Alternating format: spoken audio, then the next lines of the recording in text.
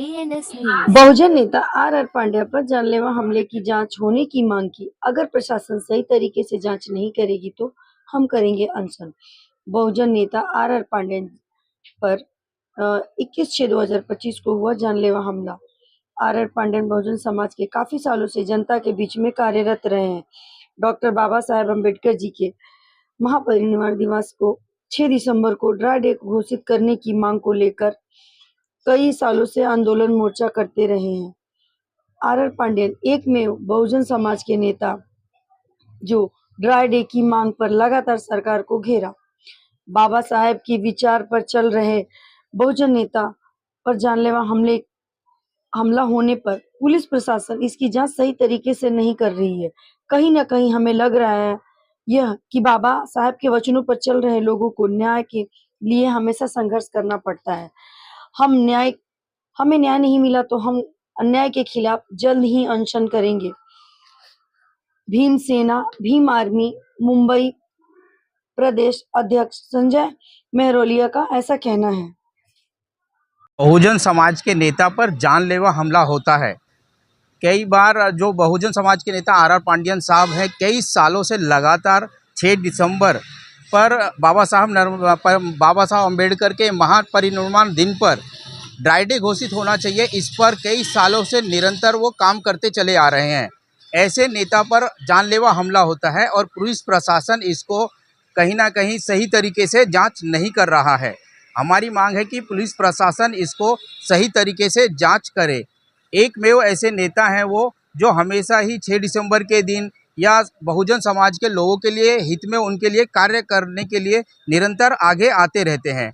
ऐसे नेता पर जानलेवा हमला हो गया, लेकिन इसके बावजूद भी पुलिस प्रशासन कहीं ना कहीं पूरी तरह से जांच करने में विफल साबित हो रहा है, ऐसा हमें नज़र आ रहा है। अगर पुलिस प्रशासन सही तरीके से जांच नहीं करता तो कहीं ना कहीं हम सभी लोगों को प्रशासन के खिलाफ आंदोलन करना पड़ेगा। शायद ऐसा लगता है कि कहीं ना कहीं बहुजन समाज के जब भी नेता हो या फिर जनता हो, उन पर कई बार जब हमला होता है उनको जांच के लिए हमेशा ही संघर्ष करना पड़ता है। तो हो सकता है इस समय भी हमें अपना आंदोलन का शांतिपूर्ण तरीके से आंदोलन का जो तरीका है वो अपनाना पड़ेगा और हो सकता है पुलिस प्रशासन उसके बाद ही सही तरीके से जांच करे। लेकिन क्या कारण है ड्राई डे घोषित करने के लिए वो मांग कर रहे हैं, लेकिन उस पर क्यों नहीं अमल किया जा रहा है? क्या वजह क्या है? ये भी प्रशासन पर अभी लंबित है। कई जगह पर मुंबई में ड्राई डे घोषित हो चुका है, लेकिन इसके बावजूद भी बाकी कई जगहों पर होना चाहिए। ऐसी है इसके लिए हमेशा ही पांड्यन साहब निरंतर काम करते चले आ रहे हैं। लेकिन ये ड्राई डे तो अपनी जगह पर है, लेकिन फ़िलहाल ऐसे नेता पर, बहुजन नेता पर, जो एकमेव ऐसे नेता हैं मुंबई में जो एक्टिव हैं, लेकिन इसके बावजूद भी उन पर हमला होने के बाद प्रशासन कहीं ना कहीं बहुजन नेता होने की वजह से शायद ये खामियाजा भुगतना पड़ रहा है कि पुलिस प्रशासन उसको गंभीरता से नहीं ले रहा है। अभी तक जो जांच हुई है उसमें सिर्फ 2 लोग अरेस्ट हुए हैं, जबकि पांड्यन साहब का कहना है कि जिस समय उनको मारा उस समय वहां पर 3 लोग थे और वो लोग मारामारी के चक्कर में जब वो बचने के इशारे से उनकी गाड़ी स्टार्ट नहीं हुई तो वो गाड़ी छोड़कर भाग गए। तो हम लोगों को लगा कि गाड़ी तो अब ताबे में आ गई है, कहीं ना कहीं अब आरोपी अरेस्ट कर लिए जाएंगे।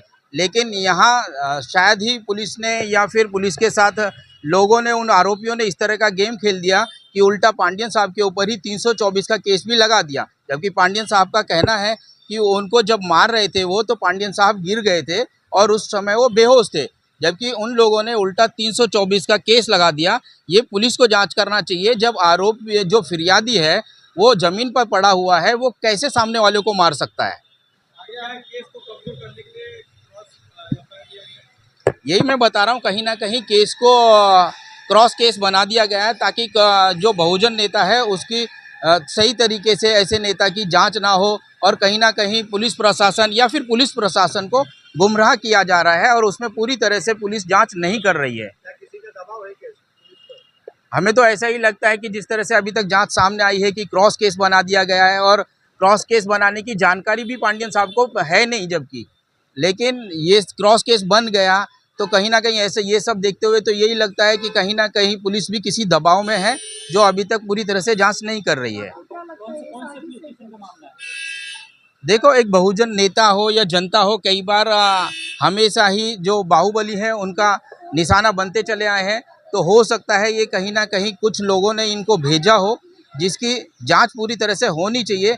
अभी तक जो भी आरोपी हैं वो पकड़े गए, लेकिन उनका जो मारने का मोटिव था वो कुछ भी क्लियर नहीं हुआ है। और पुलिस प्रशासन ने भी ना ही पांडियन साहब को वहाँ मौके पर ले जाकर आरोपियों को दिखाकर ये पूछा परेड नहीं कराई है कि यही आरोपी थे या फिर कोई और थे। अभी तक वो भी क्लियर नहीं हो पाया है। कौन सी पुलिस स्टेशन के हद में ये घटना घटी है? वसंत पार्क पुलिस स्टेशन की हद्दी की ये घटना है।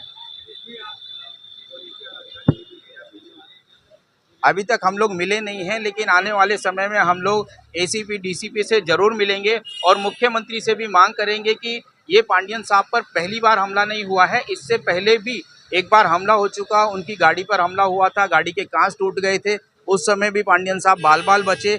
और इस बार तो उन लोगों ने जान लेने की पूरी कोशिश की। तो कहीं ना कहीं क्या रहेगी सर? आगे की भूमिका यही रहेगी कि अगर पुलिस प्रशासन सही तरीके से जांच करता है तो ठीक है, वरना तो जैसे मैंने आपको बताया कि बहुजन समाज को हमेशा ही अपने न्याय के लिए संघर्ष करना पड़ता है। तो हो सकता है कि हमें भी पुलिस प्रशासन के खिलाफ संघर्ष करना पड़ेगा इस न्याय को लेने के लिए।